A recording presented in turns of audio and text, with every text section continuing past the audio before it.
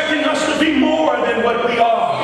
Life changes is what they're expecting us to be. What marvels me in the book of Acts is it says that as was needed, they brought to the church daily. That means that if I've got 2 coats and you got none, then I'm going to bring my extra one to the church so that you can have what I already have.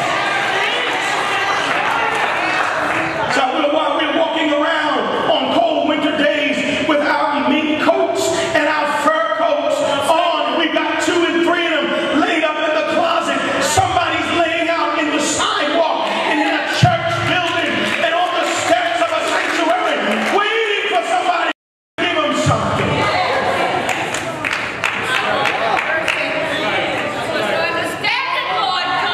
Verse 4, and then I'm just about done. Says Peter looked straight at them, as did John, and Peter said, "Look on us." Pastor Wilson, this bothered me. And more affectionately, Brother West, this bothered me. Because they said, "Look at us. Look on us." And I'm saying, well, Peter and John, why do you want them to look at you? Shouldn't they be looking at Jesus? But they said, "Look at us." And then it hit me. The reason they said, "Look at us," because when I look at Peter's background, Peter was a messed up dude.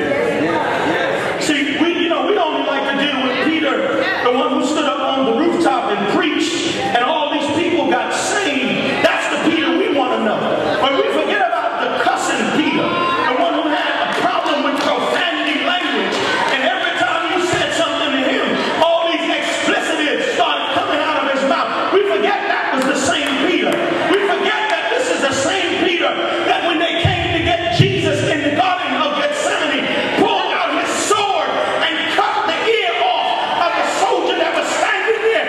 Well, there's a whole lot of Christians in the church that are packing guns and carrying knives and will curse you out in a minute. But thanks be to God that He saved every single one of you. So the gun you had, you no longer have to carry it. The switchblade you use, you no longer have to use it. And the profanity language now has become praising tongue. Yeah, that's why they said, "Look on us," because they wanted them to know, look at us. We were once in a bad situation ourselves, but thanks be to God, He washed us and cleansed us, turned us around, made something out of us, and now you are to look at us.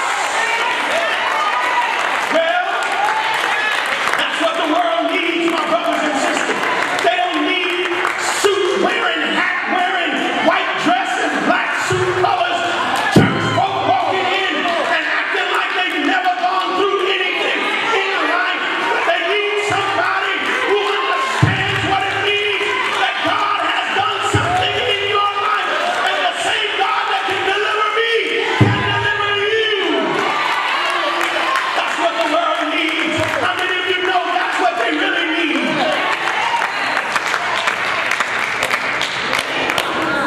And the